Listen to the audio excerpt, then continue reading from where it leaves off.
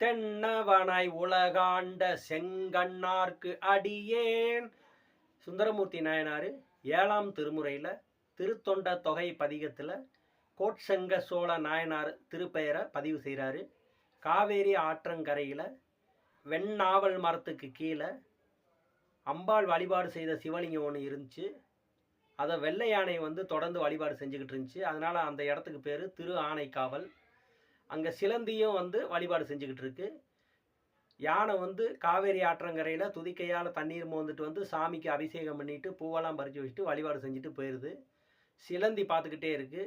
அப்போ மரத்துலேருந்து உதிர்ற இலை சாமி மேலே விழுகிறதுனால சிலந்தி தனது எச்சில் நூலாம்படையால்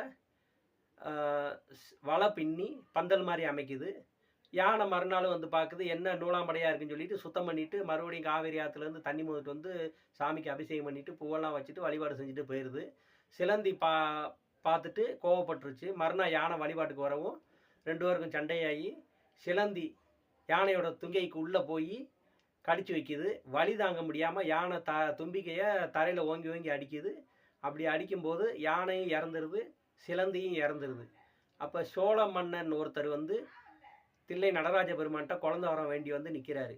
அப்போ யானைக்கு சுவாமி முக்தி கொடுத்துட்டாரு, மீண்டும் பிறவாத வரத்தை கொடுத்துட்டாரு. சிலந்திக்கு மறுபடியும் நீ மனிதனாக பறக்கணும்னு சொல்லி அவருக்கு அனுக்கிரகம் பண்ணிடுறாரு.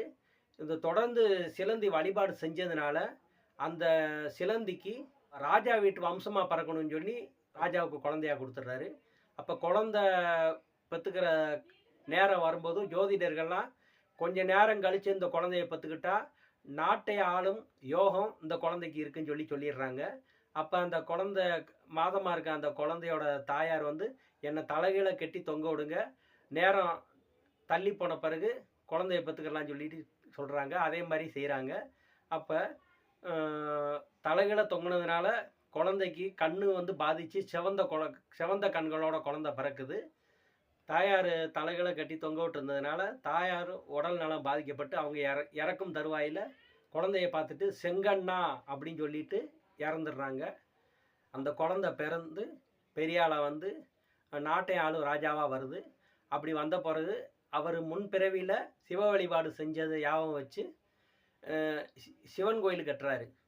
யானை புக முடியாத மாட கோயிலாக கட்டுறாரு. அவர் வழிபாட்டில் உறுதியாக இருந்ததுனால அவர் ராஜாவாகவும் சிவ வழிபாடை உறுதிப்பட செய்ததுனால அவர் நாட்டுக்கே ராஜாவும் ஆனார். நாமளும் அதே மாதிரி நம்ம வழிபாட்டில் உறுதியாக இருந்து சிவபெருமானுடைய திருவருளை